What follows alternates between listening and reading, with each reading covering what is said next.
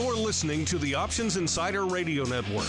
For more quality options programs, visit www.theoptionsinsider.com or search for Options Insider Radio Network in your podcast provider of choice. Listeners can also access all of our programming through our mobile app, available in iTunes and on Google Play.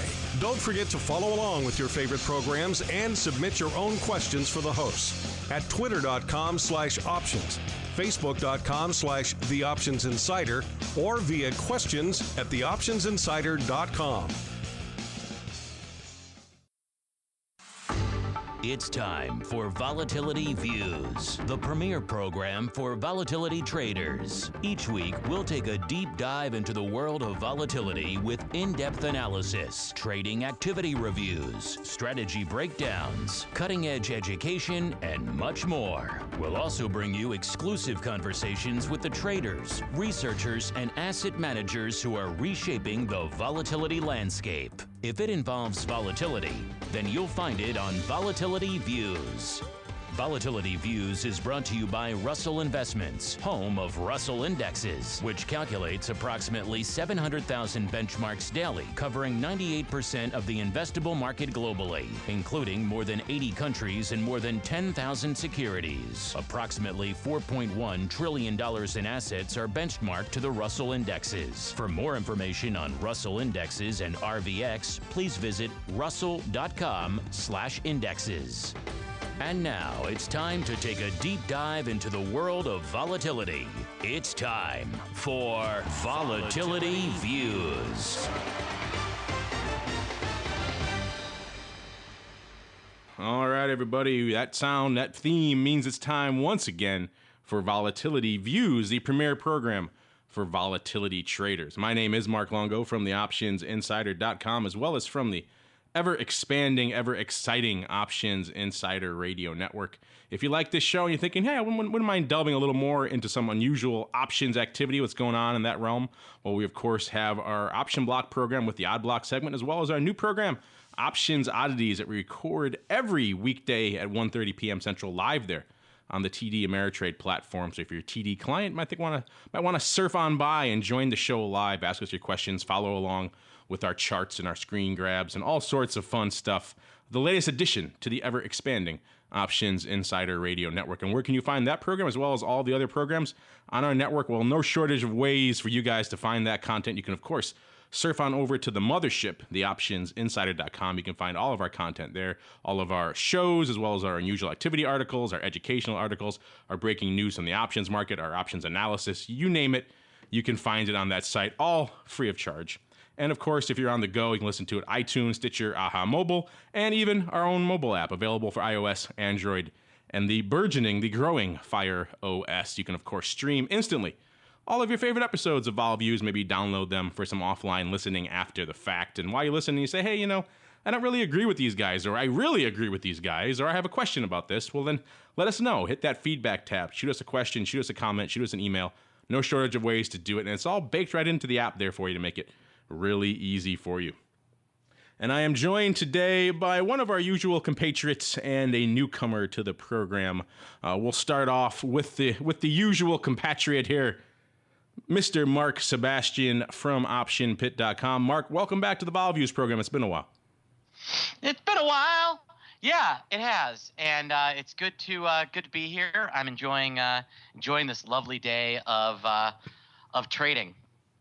Yeah, there's some actual activity to discuss here live as we record this today, which is always I'm kind of excited about a fun that. Change of pace. Usually August, a bit of the doldrums. Today, not so much.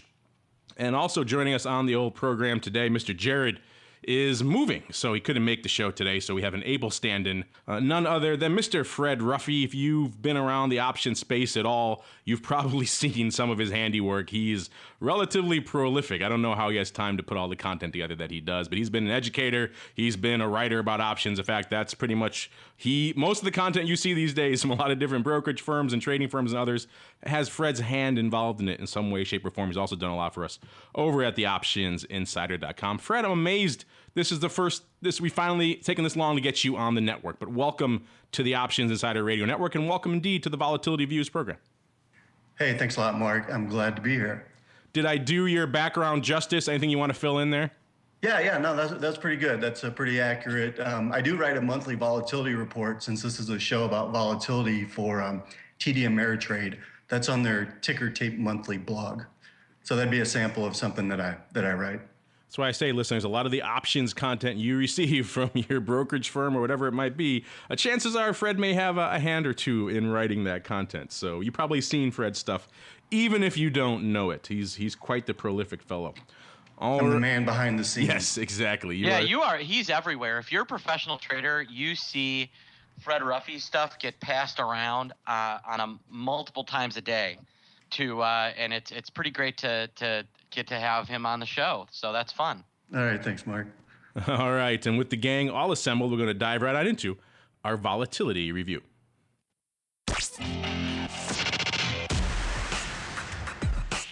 It's time to break down the latest developments in the volatility trading world.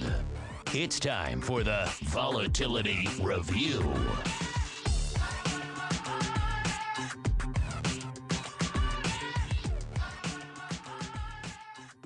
All right, everybody, welcome to the Volatility Review. As we alluded at the top of the show, there is a little bit of activity. We are, of course, recording this on Friday, August 15th. You're hearing it, of course, on Monday, August 18th, or any day thereafter.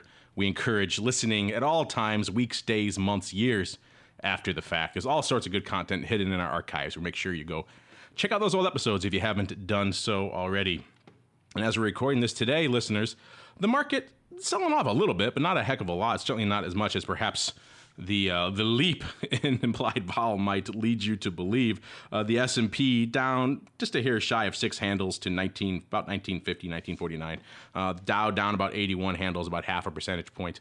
And the Q's roughly unched on the day. But the VIX cash leaping skyward today, up about 13%. I know percent over percent drives you mad, Mark, but c'est la vie.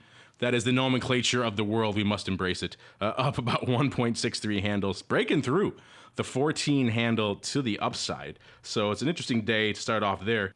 Of course, the week has been an interesting one as well. We had a bit of a range, not including today. We were rallying from highs of about 15. We were actually a little bit higher back on Monday, and then slowly selling off throughout the week till about Thursday. We got down to about 12.5, and then bam, today's news coming in and just sending us north again. So way back into the 14 handle range. So it's been an interesting week, quite a bit of vacillation just from a pure volatility perspective. Fred, since this is your first time on the show, I will give you pride of place, let you go first. What's your take, what's your perception on the week that was from an overall volatility perspective? Well, it's interesting, VIX dropped below 12 this morning, so very low levels, and then the big rally today. And vols were pretty well crushed throughout the week. I looked Monday, Monday there was the big drop, almost 10%, and the S&P 500 was up less than 0.5%. I think that was the biggest drop in VIX for that small of a move in the S&P 500 since November 2012 or something like that. So a big drop. I guess a lot of the macro fears had kind of receded, and then today, the news of this conflict again in Ukraine drove VIX up big midday. We had one day of Putin talking up the market, and that's all we could get. Everyone kind of thought that might be a little bit dubious. Everyone was kind of, really, Putin? And then that lasted exactly 24 hours. It's amazing how quickly that calm receded in the wake of renewed hostilities over there, renewed talks, whatever you want to call it, going on in that area. Just it's amazing. We had that one day of lull, and that's all we got. Mark, what's your take on the week that was? What caught your eye? What was lighting up the old chat room today? Well, there's an old saying that I just made up, and it's when Russia sends in tanks, the S&P 500 tanks. When the U.S. sends in tanks, the VIX tanks. And that's what we saw. A lot of people are usually surprised that historically, when the U.S. sends in troops, bombs somebody, sends in tanks, you name it, volatility almost always gets pummeled. And in this case, it was no difference. Now, my theory is that the belief is, once the U.S. steps in, the conflict's going to calm down. And but it's really spectacular the way that, fear will build up. But then once the U.S. acts, everything is fine. And that's really the key. Yeah, we saw that last week. We were talking about that a little bit on last week's show where, there were some calls, including from your cohort there, Mr. Andrew, for the U.S. to step in the Middle East. And typically the viewpoint would be that, bombs and fighter jets would add some instability to the market. But it's quite the opposite. When the U.S. dives in, it tends to reinforce that perception of things are being corrected, rightly or wrongly. And so the market rallied a bit, perhaps not as much as some people expected, and vol came off last week, but still, we did see that effect. And now you're right, this week, the tables are turned. Russian tanks engage Ukrainian forces, and it's completely the opposite. And the VIX is spiking, and all hell is breaking loose, and all is wrong with the world. So I guess different perceptions there. Yeah, just remember, when the U.S. sends in tanks, the VIX tanks. When Russia sends in tanks, the S&P tanks. I often find that the old sayings that I just make up on the spot are some of the best. I'm sorry, but that is freaking brilliant. Am I right? Yes, there you go. That's back me up here. That's brilliant. But it's also an expiration Friday, which might be leading to some whippy trading and pretty light volumes this week overall. So maybe some choppy, whippy trading around these headlines. Seems like there's knee-jerk reactions to any news, and then it kind of corrects itself. Yeah, we're kind of hovering right in kind of the middle of this range we set for ourselves from a VIX cash perspective over the past month or two. We hit that kind of recent high back. It seems like a long time ago now, but it was only August 1st, right around 17.5. We got that ridiculous low there back in right at the beginning of July, so only a month earlier. It's so funny how the gaps occur in such small periods. You hit that multi-year low about 10.25 back in the beginning of July, beginning of August. You're hitting a multi-month high, 17.5. This thing it's been a whippy summer, even though not a lot of activity. Again, as Fred alluded to, when volumes are light, things tend to be a little choppy, a little whipsaw. That's kind of what we're seeing here right now. We're kind of trading right smack dab in the middle of that range, right at exactly at the 14 handle. Is Whippy Summer a song by the Go-Go's? It should be. If it isn't, we should call them up. Whippy Summer. Isn't that them? I think we have the new hit for your Mini Metals band. There you go. Oh, we're bringing back the Mini Metals, eh? We must be listening to different stations on Pandora. You have to go find the Mini Metals on Pandora. They're Mark's band that he manages doesn't play in them. They're fantastic. No, they're awesome. Fred, I typically steer away from smooth jazz. That's just me. But well, talking volume, it has been an interesting month. Seems like going into the summer, just about every other day, there was a new volume record, particularly when it came to VIX and the VIX products, things like the VIX futures, lighting up the tape. They were just, setting records time and again. And we did set one actually not too long ago, back on the 1st, yet again, no surprise, when we hit that near-term high. That's when, of course, VIX futures setting a single-day record, 530,000 contracts. That's a ridiculous number. Anyone who's been around since the early days of VIX's inception from a tradable product perspective can look at that number and just say, my God, that's just insanity. Of course, recently this week, we're seeing, a hair of that, a shade of that, only about shy of 200,000 contracts on some days, 193,000 on the 13th of this week. So the futures not exactly lighting it up. I haven't had a chance to dive in today. I'd imagine they're doing a fair bit more robust volume today, but overall it has been a bit. I'll check for you. 1 second. There we go. That's why we have you on the show, sir. So far today, they've traded 700,000 contracts. Well, wow. There you go. That's big, yeah. So wow. 695,000, 510,000 calls, 185,000 puts. Net premium buy of about 223,000. Huge spike in open interest. Calls trading at a pretty heavy ratio. So there's net deltas bought 1.2 million. So ton of Vega being traded today. They had a day on that August 1st date, Mark. They traded something like, $4 or $5 billion worth of Vega in notional. It was really crazy.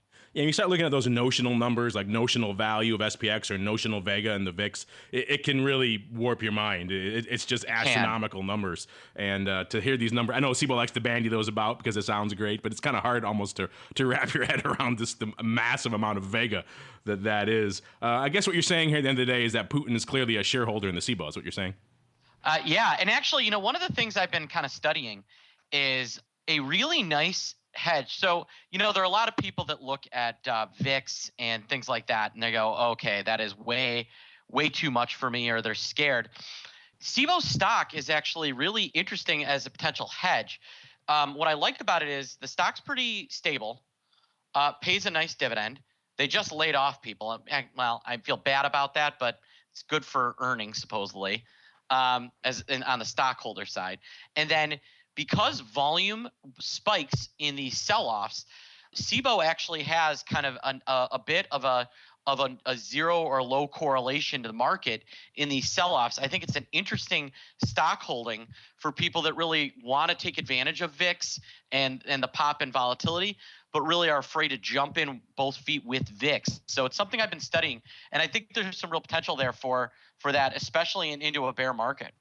But you're right, Mark. That is an interesting point. We've seen that put out quite a bit, actually. I think Steve Sayers has done a lot about that in his column, and other people have come out advocating CBOE as some sort of VIX proxy. And you're right, if you're a little bit leery about diving into the VIX and you don't want to get into futures options and things like that, or you don't want to dive into the futures, CBOE clearly much more accessible to a lot of people. Can go right into a securities account. People can usually wrap their heads around an equity option perhaps a little bit better. And there might be some interesting fertile ground. If Jared were here, I might have to offer him another $5 to add that study to his list of studies he's doing for me, on top of the global straddle study he's doing for me.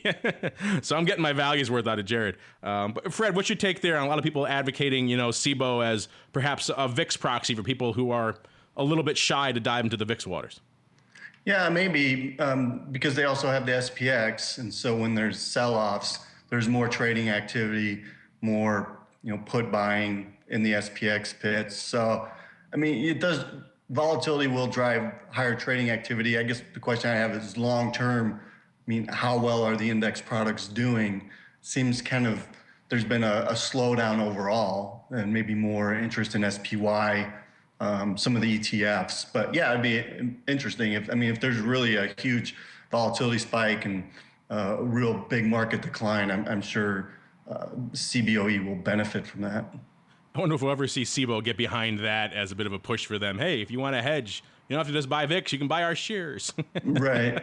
Yeah. I don't think they benefit the same way from that, but still an interesting idea for them when they're trying to cook up things to push on the clientele. Speaking of the futures, we saw some backwardation recently that has since come off, and now we're seeing, more of the traditional contango type structure, a little bit of a premium to SEP, about 2 points or so.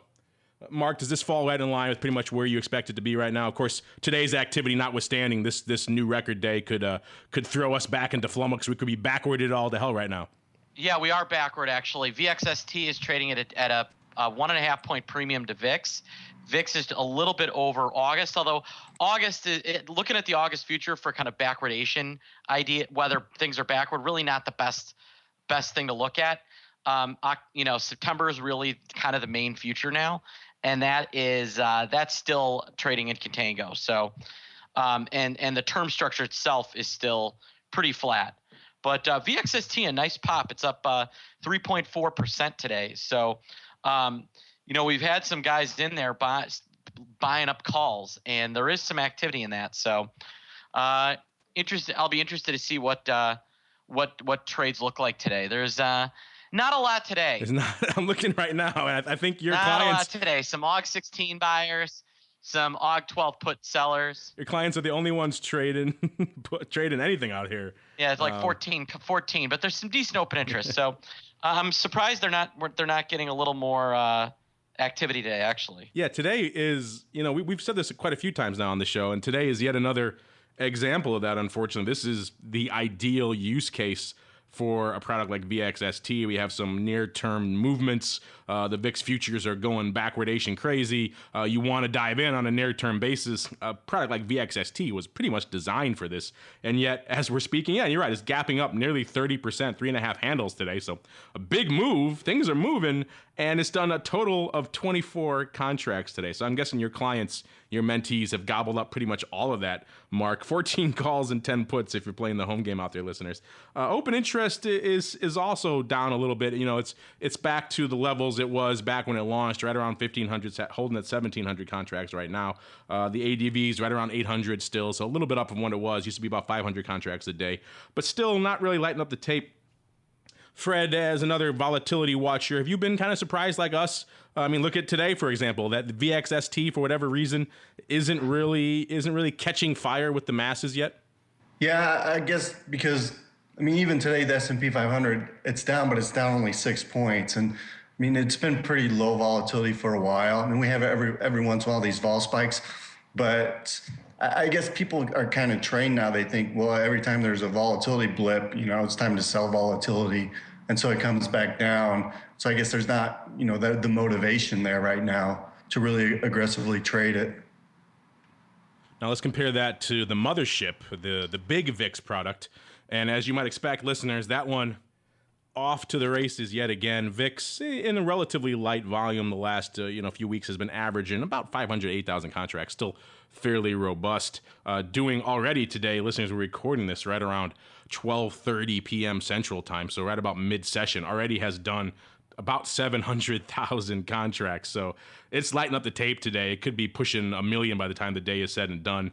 So VIX, the mothership, trading it up like crazy, trading a lot of volume, trading a lot of paper. No surprise, very call heavy today. About 3-to-1 calls to puts. That's on the open interest, actually coming off a bit, about 3.2-to-1, coming off the highs of well north of that 3.4 and even up to I think 3.8 or so in the call to put level. So coming off, no surprise, as VIX rallies a little bit, you have a few more strikes to the downside. That ratio tends to lighten up a little bit, but still, VIX options doing fairly robust volume as expected, yet for whatever reason, not carrying that over to the other ancillary related products like VXST. You think one guy, Mark, trading 100 lot of VIX would want to do something in VXT or something? You'd think, but apparently not. I mean, that 24, you could do that almost before you even launch by accident. I know. Interesting stuff. Not exactly a banner day for VXST, but looking at the big mothership options they have, like I said, are doing banner business. And worth keeping in mind, if you're trading the VIX options, the big VIX options, we're coming up on settlement time again. It's next week, and settlement time, as always, a bit of a contentious period. I think we've advocated in the past. We certainly advocate again. If you do have positions on, maybe you want to close them out going into those moments. You don't want to be around for what essentially amounts to a dice roll. Is it going to be at your strike? Is it going to be a below or above? These settlements, always contentious. We get a lot of vitriol, a lot of hate mail coming in, not to us, but about the settlements whenever they happen. You know, Mark, we didn't have a chance to talk about last month's. Maybe we'll dump on it really quick. It settled at 11.03 last month. I know a lot of people always take umbrage with the settlement. People took a lot of umbrage with that one last month. Were you amongst that crowd, or have you kind of washed your hands? Yeah, I mean, that was a nice low print. It was pretty impressive. Yeah, that was below where it had traded, I think, anywhere at that time, right? Yeah, I mean, they really printed low. I think a lot of people took some umbrage, and rightly so. I'll be interested to see where they print it this time. That's the one thing the CBOE needs to fix is to figure out a way to stop these guys from jerking it around. Maybe the expiration needs to maybe they need to come up with some way of not accounting for someone buying millions and millions of or hundreds of puts for a nickel to make a buck on a contract, or selling something to make a buck on a contract. I mean, it's pretty silly. Are they still loading up out there? Are they still buying the strips of beyond worthless puts? Yeah, they'll do all sorts of weird stuff. You just never know. I don't get it out there, because CBOE has fought against that notion for a long time, saying you can't manipulate it. And yet there's been a lot of data, particularly in the early days, saying that you could. It seems to have tapered off a bit, but prints like that certainly make you wonder kind of what's going on. And it does kind of make you wonder too. I mean, this product has almost succeeded in many ways in spite of itself. It is, we said it many times, but it is a very fundamentally flawed product, and yet it continues to do record volume. I mean, you have a product that really settles pretty much anywhere. Hey, throw the dart. That's pretty much as close as you're going to get. And yet this still trades enormous volume. It's amazing. Fred, do you talk about this in your volatility report at all? Or are you have you, like a lot of people, have just kind of washed your hands and saying VIX settlement kind of is what it is? Well, I talk about the VIX settlement itself. I mean, the last one was the lowest, like 7 years. But I mean, if it settles at 11.03 or 11.99, I mean, it's the same difference, right? The $11 strike calls are in the money. And if, I mean, if it would have printed at 11.99, people probably wouldn't have been as upset. But I mean, the difference would have been if it would have printed at 10.99, because then it would have been a below strike.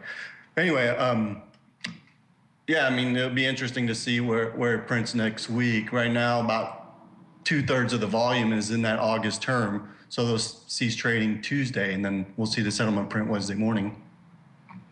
Yeah, we could probably do a whole show just on the settlement maybe we will. That could be our new monthly show, the VIX settlement show. That will be just a slew of outrage every month. Right. I look forward to the listener mail we get on a show like that. Before we move off of VIX options here, let's just talk about some of the positions we like hitting on the hot options, the top options, the ones everyone's trading. And August, again, at the top level again, AUG 16s have been leading the charge for a while now, leading the charge yet again this week, off a little bit from their highs that they were before, down to about 263,000 or so contracts. We'll see how today's flurry of activity affects that next week. And then it's pretty much the lion's share of SEP afterwards. Pretty much everyone looks like they've adjusted or rolled out of August at this point. SEP 19s and SEP 17s, 21s and 20s. Again, you don't have to ask listeners. These are all calls. No puts to be found anywhere on the top 10 hot VIX options list. All of them doing from about 260,000 all the way down to about 193,000 contracts respectively on those, and then leading the rest of the charge to the top 10, the AUG 20s, the SEP 16s, SEP AUG 15s, AUG 25s, and SEP 28s from about 190,000 all the way down to 175,000 contracts respectively. So still a lot of paper, still a lot of open interest in some of the AUGs, but SEP certainly taken the lion's share of the activity. Before we roll away from some of the implied products, we'll also take a quick peek at our friend here, RVX. RVX has had an interesting run.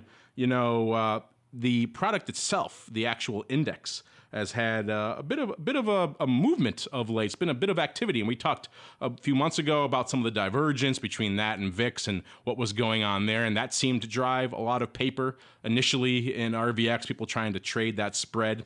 A lot of that paper has since expired, and people are looking for new opportunities, new reasons to come in and establish new positions. We saw it falling recently to multi-week lows of about 17, right around the 17 handle. That's off from a recent high it hit, again, back on August 1st. Everything spiking, no surprise. On August 1st, up 23.43.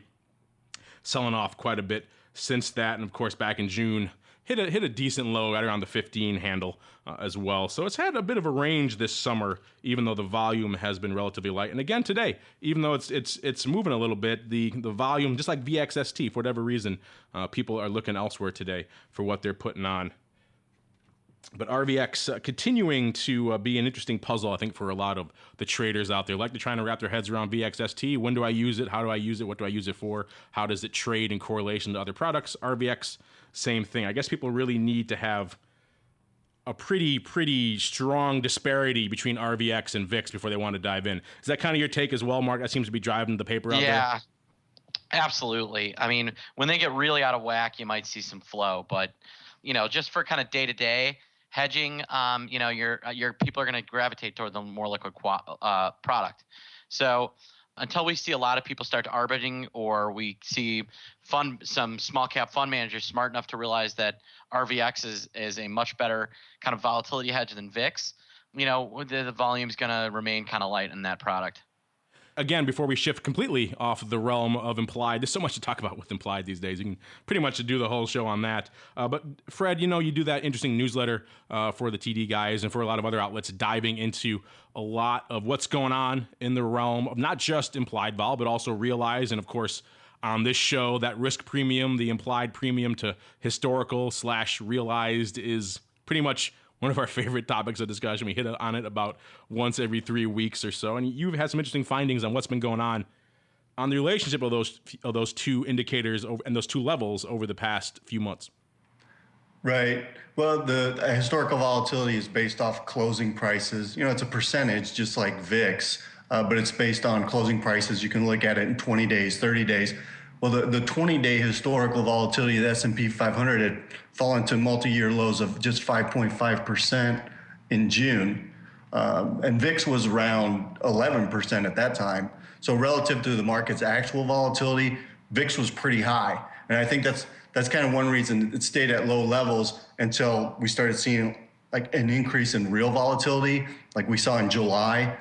And then more recently, historical vols came up to about 11.5%, VIX at 12.5%. That gap narrowed a lot. So I think that would give us more room for VIX to move higher from here because actual volatility is higher.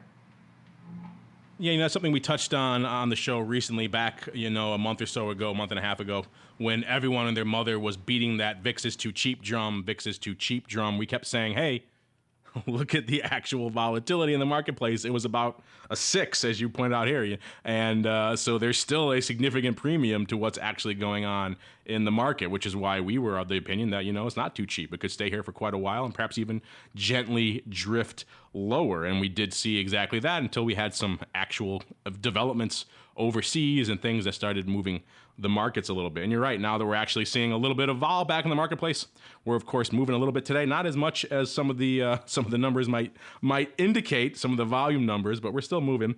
And so that could certainly translate, you're right, into VIX heading higher. Mark, you subscribe to that view as well? Yeah, absolutely. You're dead on. Well, there you go. Really, I call him Mark, Mr. Succinct. Well, I'll do a soliloquy on some sort of 80s band, but when you guys are going to be right on something, I've got no reason to mess with perfection. There we go. And you're right, Fred, all this, of course, coming on the heels of some fairly light volume. It is August, obviously, so volume's going to be a little bit tepid. Half of Europe is off on the beach in the Mediterranean somewhere, so a lot of people not really trading it up this week, and so that's going to add to a little bit of the whipsawy nature we're seeing of the market this week. Of course, interesting stuff, even going into a day like expiration on Thursday, which should be a heavy day because Thursday, of course, SPX expiration day, we still saw some pretty light, pretty tepid volume, about 11% below normal, which is kind of interesting. You think probably like SPX would still have some traction even around, at least on those days, on expiration days. And, so that also is perhaps a factor, perhaps contributing to some of these developments we're seeing in vol now as a result, where we're kind of gapping around, for lack of a better word. Is that your take as well, Mr. Fred?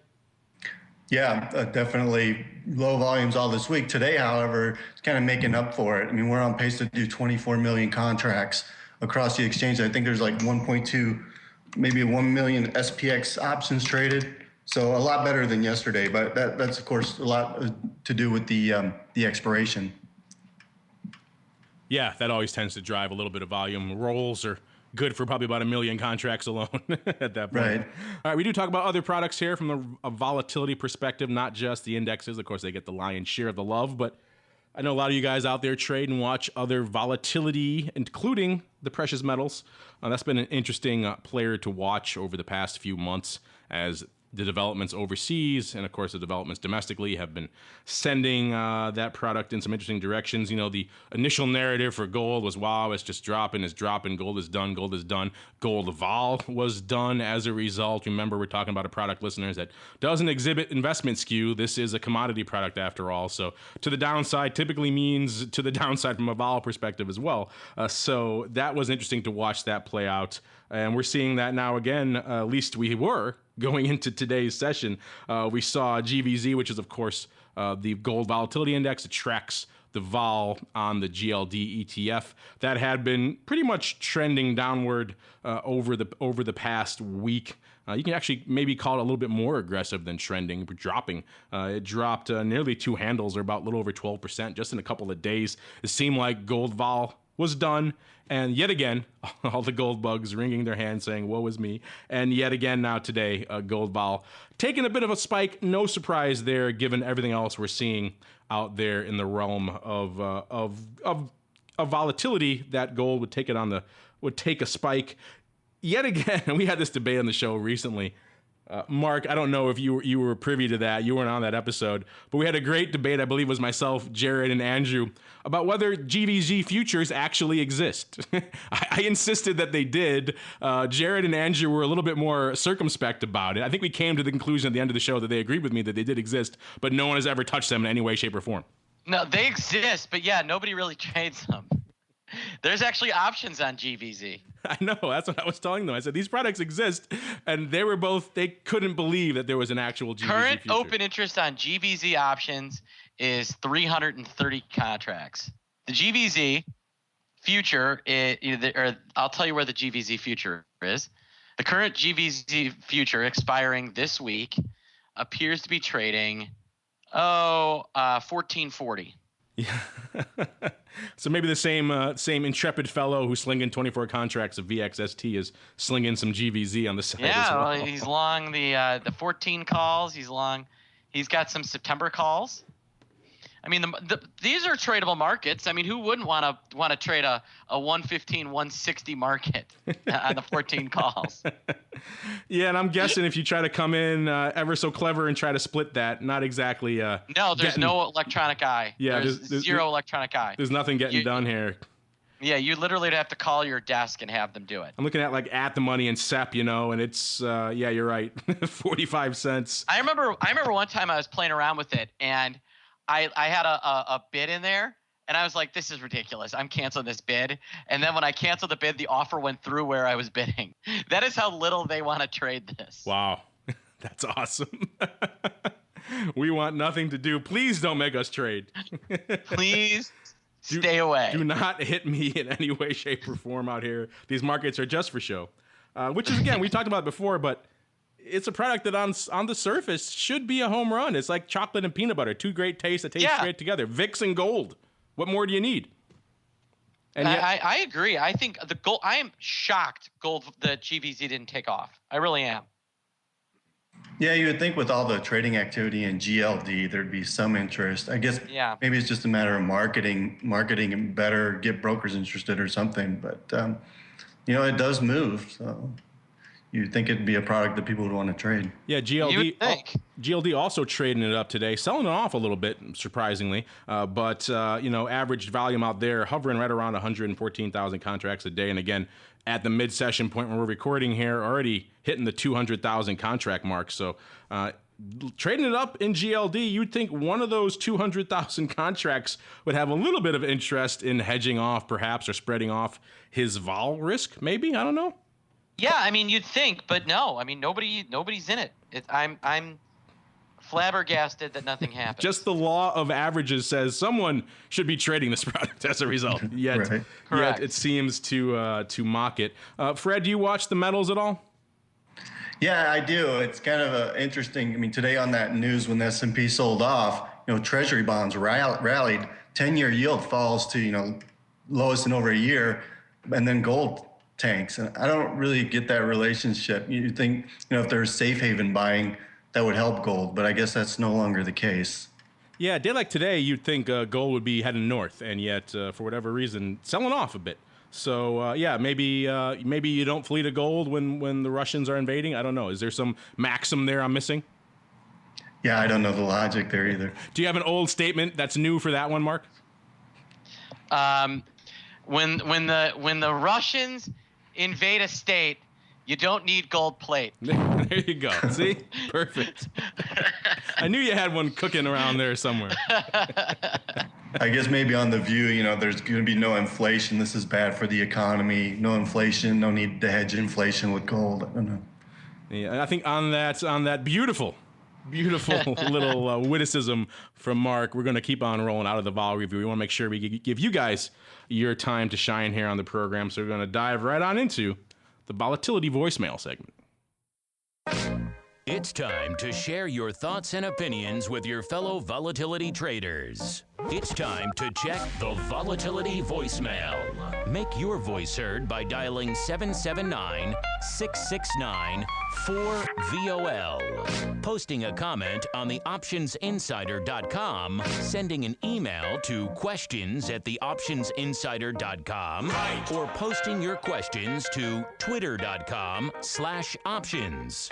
or facebook.com/The Options Insider.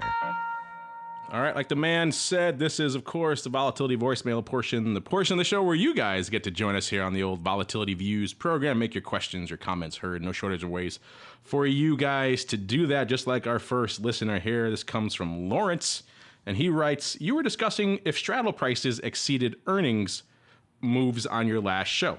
I use software called LiveVol. Well, so LiveVol, never heard of that.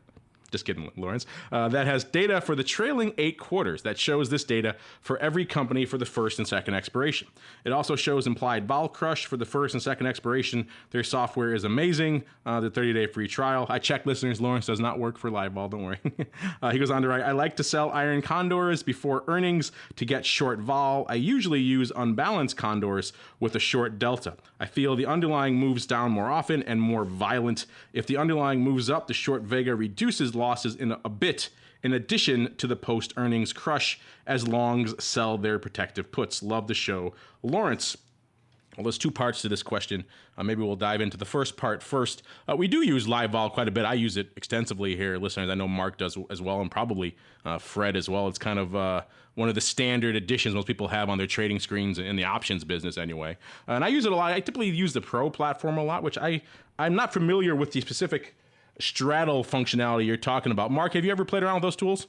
Yeah, it's actually a really cool little thing that they've got where you can go in and they show you all the earnings history and how it's moved. It's under the earnings and divs tab. And yeah, I use it a lot actually when I'm looking at kind of near-term straddle, just to determine kind of where the straddle is historically over the last couple of years. It's valuable.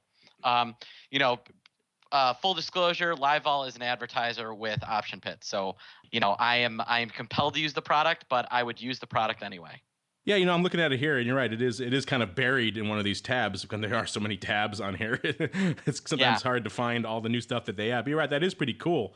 Fred, I'm not sure if you heard our recent episode, but we were discussing on the show the relative dearth of quality research into a topic you think would be very pivotal, would be important for a lot of traders, which is essentially, do a lot of S&P 500 companies at earnings time, do they outperform or underperform their straddles? Seems pretty simple, right? And yet there's been a Goldman study on it. We touched on a Goldman Analyst Day study on the last show, and that's kind of really about it, except for these one-off tools. Does that surprise you as well, Fred?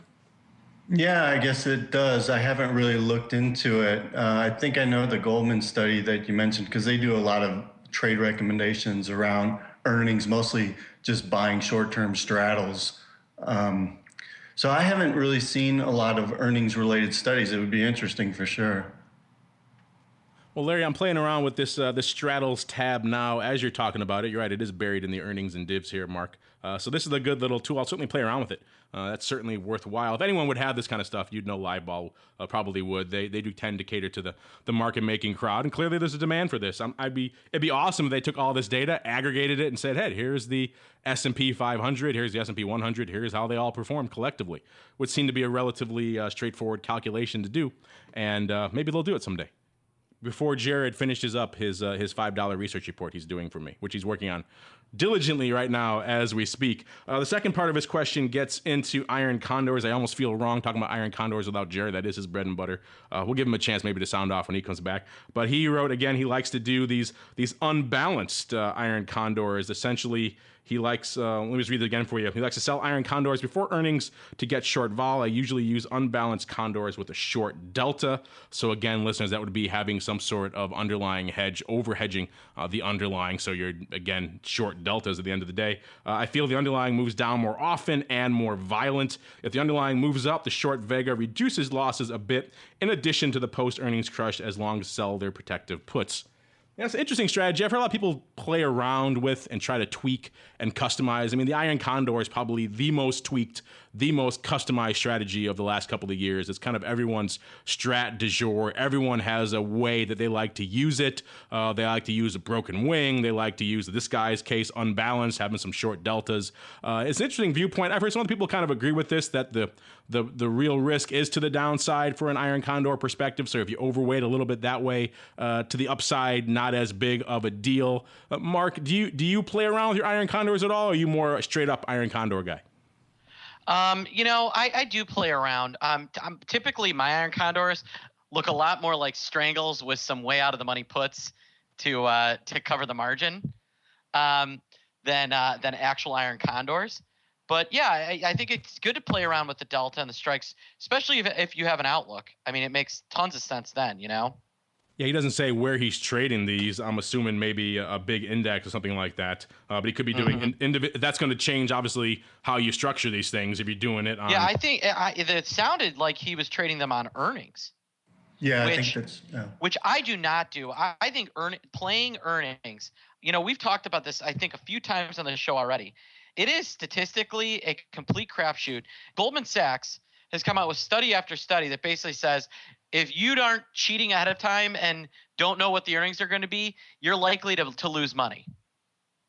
Yeah, you're right. He does say he does short into earnings. So that would imply individual equity. So you're right. Then he's a little bit more of a crapshoot, definitely. Fred, do you trade a lot of iron condors? And if so, do you like to play with them a little bit? No, I don't. And like Mark said, I don't trade around earnings. I mean, I tried it, and it's a coin toss. You just don't know. I mean, I like the idea of being neutral like this. And one strategy that we see institutions doing that's similar to this, some people call it a double diagonal. But what they'll do is they'll sell the front month strangle ahead of earnings and buy the strangle one further out to hedge it. So buy one strangle and then sell a more distant strangle with higher and lower strike prices to hedge it. And that way you really get that vol crush, benefit from the vol crush if the underlying doesn't make a big move. Because that's the idea, is that if you're going to go into earnings, you want to be short those front month vols that are all jacked up. And then once the news is out, those will come down. And so that's the way we see the institutions when they do play earnings. That's the way they'll approach it. But Fred, that is a good point. I actually do that a lot myself. I don't do a lot of condors, kind of like Mark. I'm more of a iron fly guy myself, but I will do that because you're right. The front month gets so jacked up, you can buy relatively decent protection in a farther off month and sell the front month and do it sometimes almost for parity because the front month is so outrageous. And then if the worst comes to pass, you still have that protection in your back pocket. I don't tend to do it the way our friend does here, but again, to each their own. This is not an invalid strategy, Larry. It's interesting. I've heard other people expressing similar viewpoints that the risk and indeed the worry is to the downside, so you hedge appropriately. And again, if it's working out for you, it's good. I'm glad to hear it. And I'm glad to see that you're listening to the show and you're getting a lot out of it. And we'll certainly play around with that straddles tab, a great tools recommendation. If you guys are out there, you have other tool recommendations like Larry here, let us know. All right, great questions. Unfortunately, that's all the time we have for the volatility voicemail. Now we have to keep on rolling right on into our final segment. It's time for the crystal ball. It's time to peer into the future and reveal what the volatility gods hold in store. It's time to look into the crystal ball. All right, everybody, welcome to the crystal ball. This is indeed the portion of the show where we prognosticate wildly and indeed recklessly to let you know what the vol gods hold in store for the coming week. I don't think any of us would have predicted the back and forth of Putin this week, but who knows? If you've been watching that area for a while, you know there could be a little bit of duplicity to their foreign policy, just on occasion, just once in a while. So, Fred, since you are our guest this week, I will give you pride of place. What's your wild prognostication for the week to come from a vol perspective? Could be any product, could be VIX, could be gold, could be oil, could be all of the above. Take your pick your poison, sir. The floor is yours. Okay, well, I'd say, VIX going into expiration next week. I don't know. I see a settlement print around 13-ish. So coming down from today's 2-point spike. I think today's kind of an overreaction in terms of vol. I mean, the 8-point loss in S&P 500 kind of makes sense. But, 2 points on VIX on a day like this. I don't know. I think the expiration is kind of driving volatility. Next week, there's not a lot of economic news. The earnings are winding down. So unless there's really some major news from overseas, I kind of see VIX drifting back down next week. Mr. Sebastian, where do you fall on the week to come from a vol perspective? Yeah, I mean, I'm with Fred. I think that things have to come in pretty handily. Most notably, the Treasury. They've blown up volatility on bonds. Relatively speaking, And yeah, VIX is way overshooting this move, and unless there's really some event that goes on this weekend, I'm looking for an absolute VIX implosion on Monday. I think that will absolutely torch the VIX right back to whence it came, down to like the 12.5 level. Yes, I guess if you're the intrepid amongst you out there, you want to have a little bit of weekend risk in your back pocket. Not everyone does in a weekend like this, but if you do, I bought some puts. Oh, there you go. That's not too bad. That's not the kind of weekend risk I was talking. I'm talking more about our friend Larry blasting out iron condors and whatnot. Go for it. Why not? Yeah, no, that's a little more risk than I would probably want. Yeah, I think so. I think most sane people would, but you never know. To each their own. We have all sorts of listeners out there. Some of them like to let the dice fly high. But crazy stuff, we'll keep an eye on it. And, of course, when today's numbers come in, listeners, it'll certainly impact what we talk about next week in terms of the overall volume and everything else like that. Of course, today's spike, a little bit aberrant, it seems like, in the implied realm in the VIX land. So it should probably be coming in, all other things being equal, unless, of course, erupts into a full-on armed conflict out there in the Ukraine, then again, all bets are off. All right, that's all the time we have for the Crystal Ball segment. It's also all the time we have for this episode of Volatility Views. But before we go, as always, I'd like to check in with each of my cohorts here on the old Volatility Views panel, see what they're working on, see what they're cooking up that may interest you, listeners, until the next time we can all gather together here around the old Vol Views panel. Fred, once again, I will start with you. Where can listeners, first off, what are you working on that may interest some of our listeners out there, and where can they go to find it if they want to see more? I guess the easiest place would be to go to whatstrading.com. That's a blog that we update unusual and interesting trading activity. And that'll sometimes, if we see big trades in VIX or XPX, we'll note those. So if you want to check that out, we could probably get you a free trial. I'm not sure. Just email me at fredruffy@whatstrading.com. That's just Fred, like you normally would spell it, listeners, RUFFY at whatstrading.com. And no, Fred. Okay. Fred is spelled Fred. Yes, Fred. F-E-R-D. Fred is pretty straightforward. And don't worry, listeners, he's not out in the middle of the street. It's just that time of year in Chicago, listeners, where the air show is coming to town. So there are fighter jets all over the place. We're lucky we're deeply ensconced in the Options Insider studios here. We don't hear that kind of thing, but if you're out in the wilds of Chicago, you're going to hear a jet or two overhead. And Mr. Sebastian, how goes the boot camp, and what else is cooking over there in the land of the pit? You know, we had just incredible attendance in this boot camp. It's been really good. And yeah, the chat room, we've been giving people, everybody that took the boot camp, a free look at the chat room. And the chat room's been going really well. We've been doing some fun trades. We trade off of Kate Spade and off of AMAT in the last couple days. And it's just been a lot of fun, and I'm really enjoying everything we're doing. If you have interest, you can shoot me an email or mark@optionpit.com and let me know and say hello. He loves it if you say hello, listeners. Just shoot him an email and say hello. That's all he needs. And I do love it when you say happy hello. Camper. Say, I don't want the boot camp. I don't want anything else. I just want to say hello. And he'll love it. I would love that. That would make my day if everybody that listens to this podcast emailed me to say hello. I don't think your servers could handle it, sir. All right. It would be quite the onslaught. All right. And on behalf of Mark and Fred and indeed myself, I want to thank all of you out there in the listening audience for downloading and streaming and subscribing to the program. And, of course, sending in such great questions. Larry and all the rest who sent them in. Keep them coming. We love to see those. And we'll see you next time right here on Volatility Views.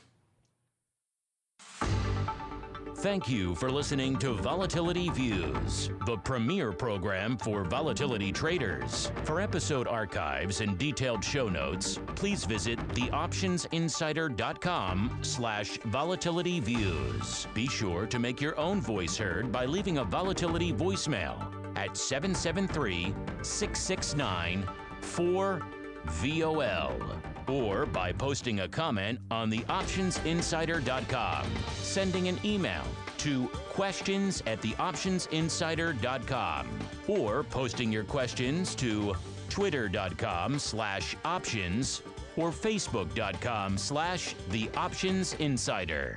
Volatility Views is brought to you by Russell Investments, a global asset manager and one of only a few firms that offer actively managed multi-asset portfolios and services that include advice, investments, and implementation. For more information on Russell indexes and RVX, please visit russell.com/indexes.